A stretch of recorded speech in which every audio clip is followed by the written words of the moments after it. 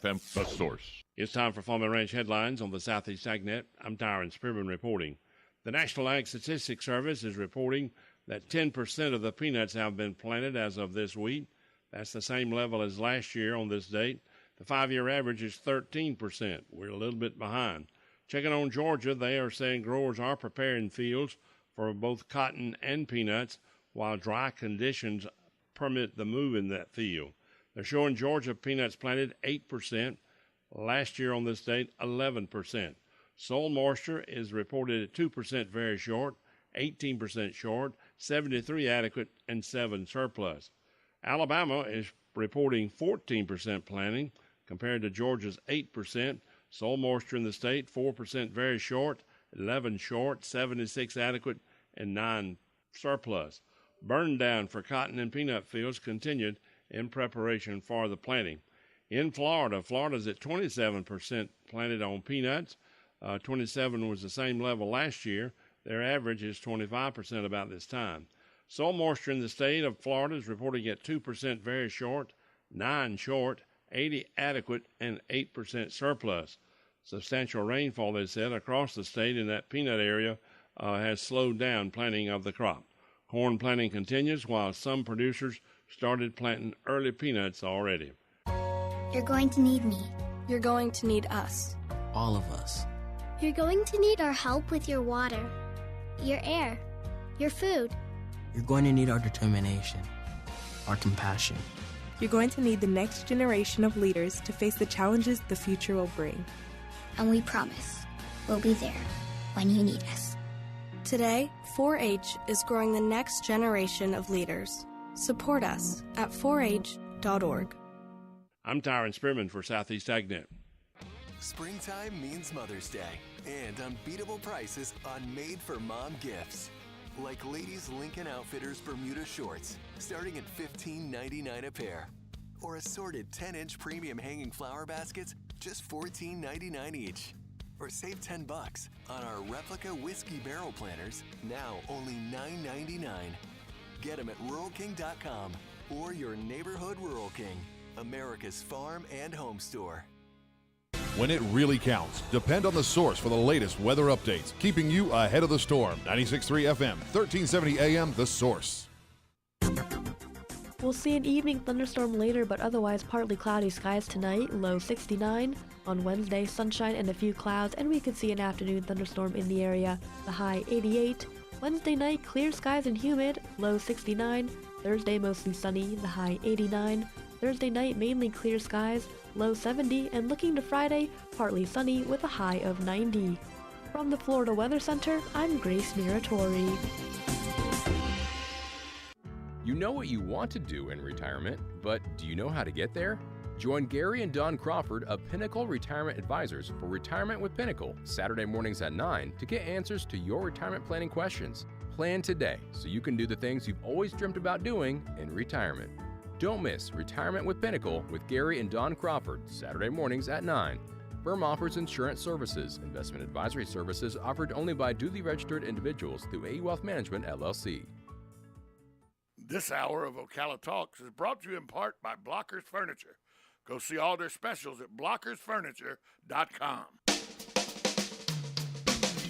This is Ocala Talks with Tom Schmidt, bringing stories that are important to our community in and around Ocala. Plus, of course, a splash of sports as well. Now, here's your host, Tom. Welcome back to Ocala Talks on a Wednesday. Guy that, he takes April off. I don't know what it is. I think it's tax season. He's trying to make sure everybody's happy with tax season and all. Robert Colin in studio with us. Robert, good morning to you. Good morning, Tom. Thanks for having me back. You always bring interesting people with you when you come, and today you brought Annie Avery with you. Yeah. Tell me why Annie Avery's important. Good morning, Annie. Hi, Annie. Why is Annie important to be with us, Robert? Well, we're really excited that Annie has joined the staff as the principal for the Ina A. Colin Academy, which is our new public charter school here in Marion County, which is right in Calessa. So Annie joined us in the middle of March, and she has a great background as a teacher, as an administrator in Marion County. She knows the community really well. We've watched how dynamic she is as a leader, so we're really, really excited to have her with us, and I want to just share how excited we are by bringing her on board. Annie, good morning to you. And March, with the school opening very soon, I bet you had to hit the ground running. I haven't stopped yet. Got a couple Move a hours little of sleep. move a little couple closer. hours of sleep at night. That's just hard work. It is. That's dedication. Tell me why you, at this time of your career, you thought this was a great opportunity. Just to be part of an inaugural, groundbreaking, public charter school here in Marion County, and it's so needed for the community, the new Colessa Township, to provide for those families that are moving in there. 50% of our population comes from Colessa, and the rest of the students are chosen by lottery, random lottery. And we've talked about that numerous times before, but tell people that may not remember, when opening day, what age groups and classes will be taught? So we're starting kindergarten through 6th grade. We have a population of 215 students to open the school. We are full. Every seat is filled, and we have a wait list of 318 students. Wait, your wait list is 100 people more Yes. than your student population? Yes. They keep trying to say Pretty open good. more classes. We can't do that the first year. But the second year, we'll double in size, and by year 5, we'll probably have about 800 students. And how often are we going to go, we're K through 6, when are we going to go K through 8 and make the progressions? Next year, we'll open 2 7th grade classes and increase K through 5 classes by adding a class in each grade. And then in year 3, we'll be up to 8th grade. 8th grade by year 3, Mm-hmm. so. And possibly a high school. Possibly a high school. Yeah, with a football field. So I like that. I wouldn't let my son play football, but I like to have a football field. That's right. I wouldn't either. No, it's a dumb, stupid game. Let's just go ahead and clear that up. But talk about the uniqueness of this charter school, though. And while it is a public school, the uniqueness that it offers Marion County. It's unique in the sense that we're concentrating on standards-based planning and instruction with project-based learning and a focus on social-emotional learning. When you talk about project-based learning, tell people that may not know what that means, what kind of education that's offering. Project-based learning is cross-curricular, and it's student-led, teacher-guided, and it teaches to the interests of the students and how they best learn. So I'll just to throw it like an idea there. Say you wanted to teach your kids about, you might have a class on plumbing. Right. Or running pipe and showing, it deals with how do we irrigate certain areas with using low flow water so we're not wasting water. And that might include, it'll be math. So you do how much piping do we need and how much water flow. And so it could be addition and subtraction. It could be division and multiplication. It could be all kinds of different levels of math. And then you have, geography. Where would this kind of project be good for? And you would talk about the deserts or low areas of water. And then you might talk about, you would write about it for language arts. So that's the cross-curricular part of it. But then the children, or the students rather, are learning this topic, and they're getting almost an expertise in it, but they're learning it in multiple different areas. And so they're learning how to use that kind of learning across everything that they do. When you say, a lot of people will say, what do you mean teacher guided? What the students are the students are in charge and the teachers are just there to do what they tell people what you mean by that and why in 2022 that's a very good way to teach. Me? Okay, I'll take it. It's a good way to teach because it lets teachers teach to how they best know, what their passion is. It lets the students pick what they're interested in, and the teacher guides it by making sure that the cross-curricular is included in it, science, reading, math, social studies, but the idea and the focus was thought of and brought up by the students so that they're most interested in it. It makes every subject relevant to every kid, right? That's part of it. And you're trying to get everybody excited about learning. So you could be from any kind of community, anything any background, and you're coming to school with this, wow, I've got something new to do. I'm not just going and looking at a book and saying, okay, 1 + 1 is 2, and kind of just following a standard. I'm applying everything I'm learning every day to something that's meaningful. I remember the first time I was ever exposed to that kind of education was in the gifted class that we had at Chamblee High School in Georgia. And our gifted teacher asked me, Tom, what motivates you? And back then I was a Trivial Pursuit guy and really into baseball. And so my teacher would bring in baseball magazines and we'd do Trivial Pursuit and do history and everything. And we would talk about baseball and how he was a rotisserie league guy, so we talked about math and everything, advanced thoughts of math and everything. And I thought, wow, this guy really is on the ball. That was a good teacher. Yeah, he was good. And this was in the early 80s. Well, now that is actually, if you find the passion a child has, you keep their attention. My biggest problem when I was in school was it was too easy for me. And so I would act out and be a bad kid because I needed something to take my interest. And so once I got done with the project or the lesson in the back of the book, now it was time to get up, walk around, disrupt the class, do something that excited me till somebody figured out maybe if we find something this kid likes that he's passionate about, because there's a lot of kids that if you don't find what they're passionate about, you're never going to reach them. Correct. And every kid learns different. Every student learns different. Visual, auditory, hands-on. They all learn different. And so project-based learning covers all of that.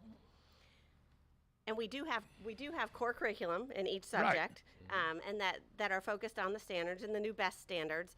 But the teachers are going to use them as part of how they're teaching, as a tool. They're not going to sit and hold it in their laps and read, word for word out of the manual. Yeah, people say, if you want in layman's term, a practical way to think about what she's describing education-wise, I'm going to give you a great analogy. Think of Mr. Miyagi when he had Ralph Macchio doing the waxing. That's exactly He right. was teaching him, he was getting his car waxed, but the lesson he was teaching was how to block punches in martial arts. Right. And that's exactly what we're talking about. You learn the core curriculum. It's almost like they don't even realize they're learning the core curriculum.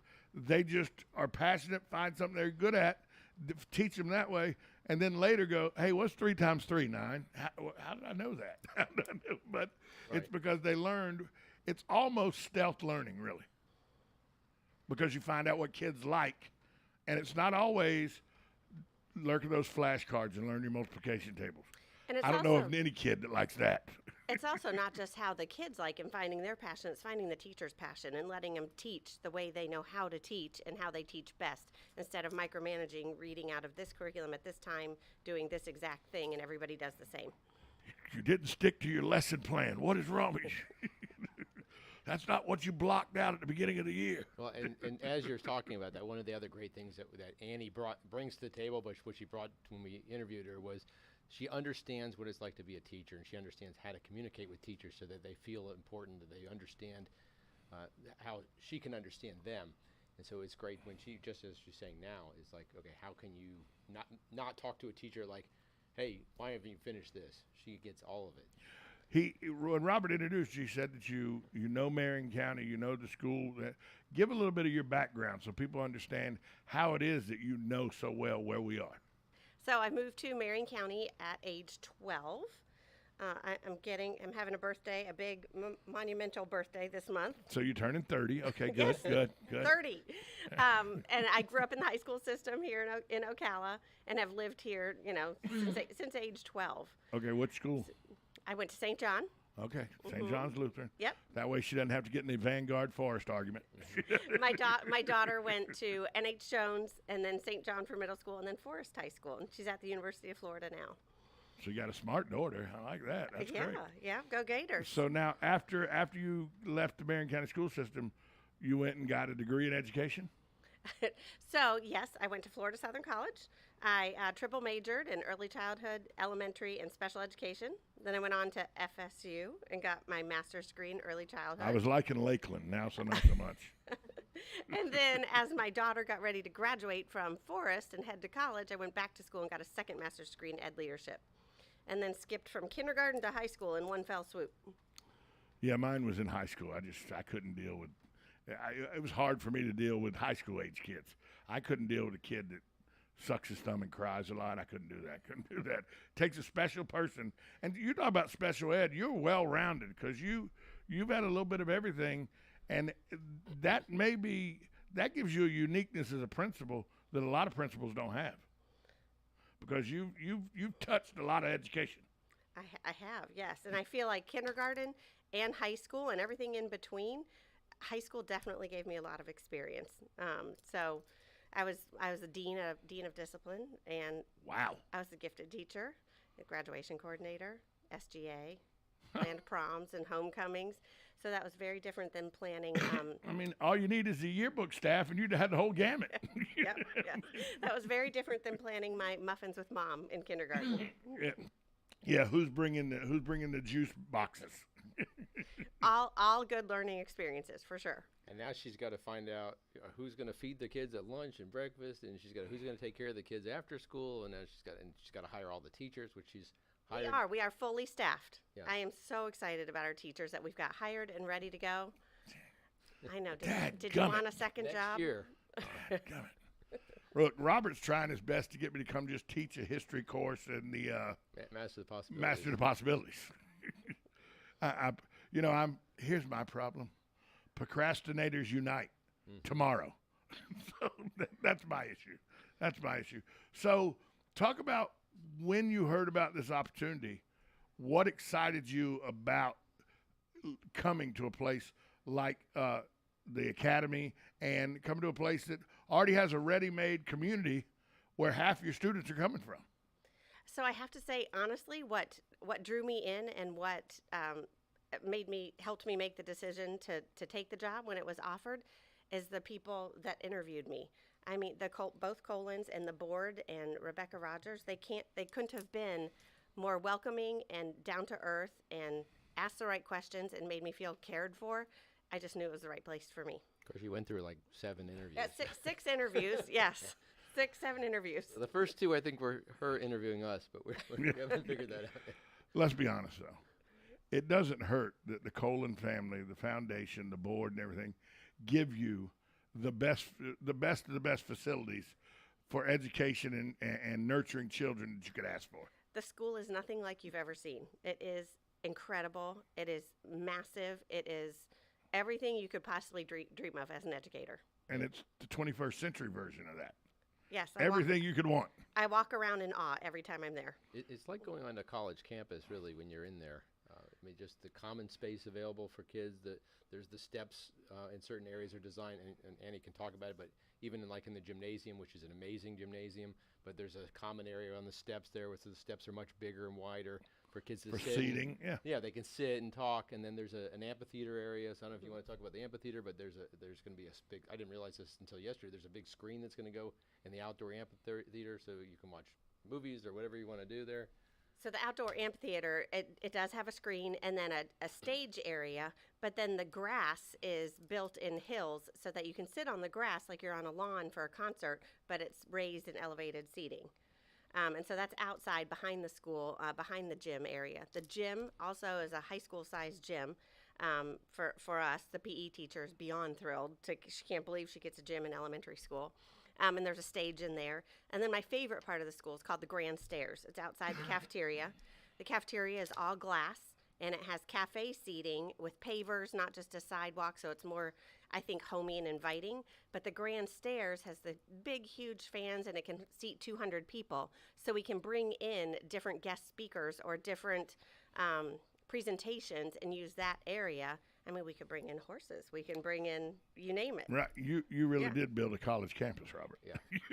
I mean, everything you just described reminded me of when they built the student union and all in the early 2000s and asked alumni for money at Georgia Southern to build this fantastic.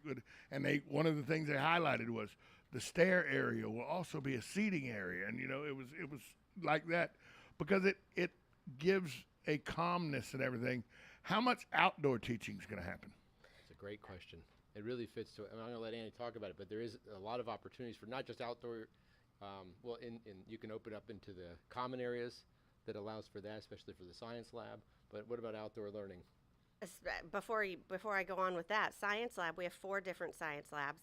One of them has a rolling glass garage door that goes out into the courtyard. So the science teacher can an elementary school with 4 science labs. so that the science teacher can open up and teach, with the outside in, both. But speaking of teaching outside, there are many different little courtyard areas with seating. Some of it has seating that is made for a small group. Some of it has seating that you can go take your whole class. And some of it is just made for 2 children to go sit and read together. And then that's outside. Inside, there's common areas that they remind me of a really cool hotel lobby designed for kids. So outside the kindergarten, first grade area, there's a common area that is inside, air conditioned with huge glass windows. The furniture is the size for the children. There's little book nook areas. And then besides the common area, there's little separate rooms with sliding glass doors that you can provide speech language services, ESE services, private tutoring, work with a volunteer. How much parental I'm missing the word here. Input. Thank you. How much parental input and volunteerism are you going to need or desire at the school? As much as we can. We have On Top of the World right next to us, and we expect a lot of volunteers, and I hope to wrangle them all in as best as I can. I've already got a few working on sign-up lists and a few other things for me to get them in there, and then parent involvement is encouraged by all of us. In this day and age, I can hear people on the out there listening going, what? You're going to get volunteers from On Top of the World and everything. What kind of background checks are we doing? Because security issues and all. Security-wise and all, this state-of-the-art as well, what you are doing to make sure that everybody's safe at all times. They will go through a regular volunteer background check, similar to Marion County Public Schools, before they're allowed to volunteer with children. Yeah, and the school is designed with a lot of security features that are really high-end. I mean, it's really... We don't need to know all of them because that way bad guys don't. Bad guys some of it I was out. just absolutely shocked by. I'm like, wow, I can't believe that we don't want anybody knowing about that. But yeah, that was some pretty amazing stuff. So and it's important to have. But one of the neat things is like every classroom has a big glass window, so it's like you can when you're walking by or Annie's walking by, just checking to see how things are going. She just walks by and she can see every class and the kids learning and doing what they're doing. So I don't know how you're going to be able to utilize that, but I just thought that was really neat. And some of the classes are joined together. Like we have two kindergartens starting in the first year, and the two classes are joined together, and in between them is a glass sliding door that you push to open with a button. I love that part. But and the glass doors are soundproof, so they can have their own privacy if they want to, but then they can open up and work together. So you can do group learning as well as individual learning that way. Yep. And it's talking about outdoors. One other neat feature is there's a part of the courtyard. One of the courtyards has all solar panels, and they're translucent, so you can see through them. So it's going to be providing you light, but then it's also providing an educational value of understanding how solar panels work and solar energy works. So it's it's an additional neat feature that's going to be outdoor learning. I think outdoor learning is one of the just coolest things to. Well, you should ask Annie about the garden that she wants to. Well, that's what I was fixing to ask. I go, is there a chance that there's going to be like a butterfly garden or something like that kids will be able to use for biology and stuff like that learning? There are many different garden boxes all over schools, gardening areas, hydroponics, and I've created a separate fund for teachers to be able to keep that up. I don't expect them to do that out of their own pocket, but it is important to me and important to the school, and the school was built that way, so we're giving them the funding to be able to keep up all those garden boxes. How important is that you have people who are supporting you that understand teachers coming out of their own pocket is not the best way to do education? So I think it has been in education since I've been in education 26 years, and teachers spend so much of their own money. From everything you see in the classroom, basically, besides general furniture and general office supplies, the teacher supplies the rest. And it's fun to be able to work at a charter school with a board that understands that that's coming from the teachers' pockets. And I think, filled them in, because some of them are not educators, some of them are, some of them have children in the school system, some don't. But I think they're interested to hear how much we do spend of our own money, and that they're on board with, hey, I think if we want them to keep up these garden boxes or the hydroponics, we need to give them the funds to do it. I know quite a few people in the education field right now that spend thousands of dollars every year in their classrooms and the education of their students that used to be supplied by the school systems. That's no longer done that way because of budgetary reasons. But it must be refreshing to understand and know you have a board that understands those kind of issues and will help you try to alleviate those kind of issues.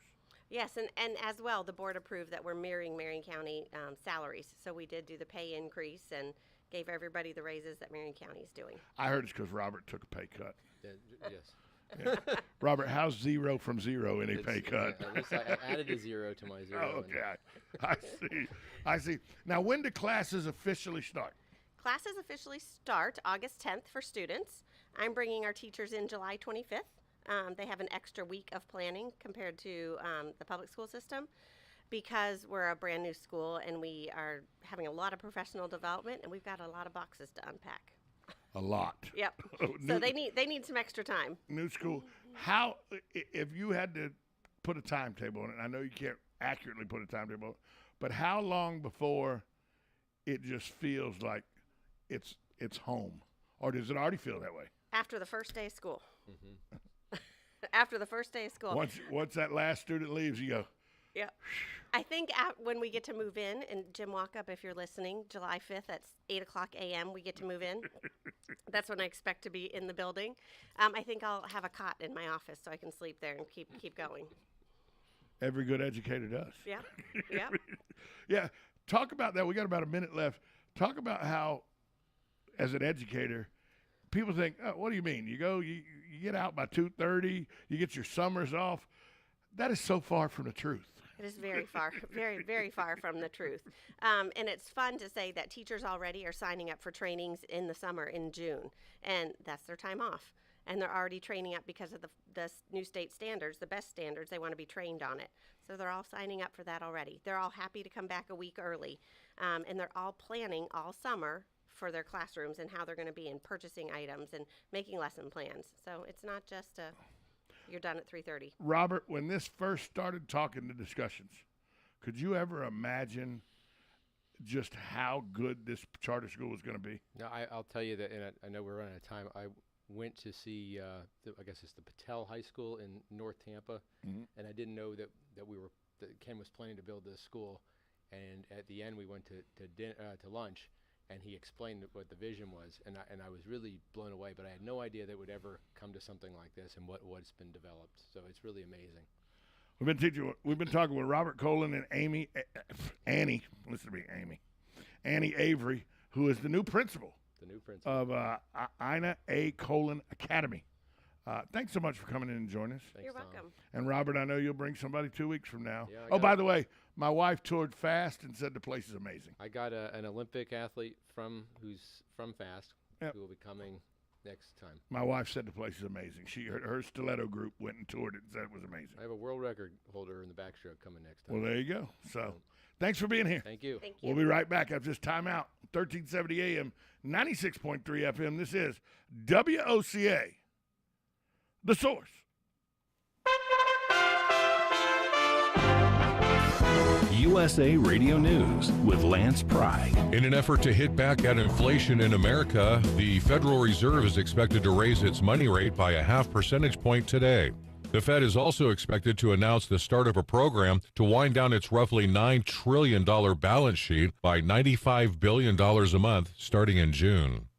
J.D. Vance emerged victorious in Ohio's crowded Republican Senate primary Tuesday, beating out a field of contenders to replace retiring Senator Rob Portman. He will now be facing off against Democrat Tim Ryan in November. Wow.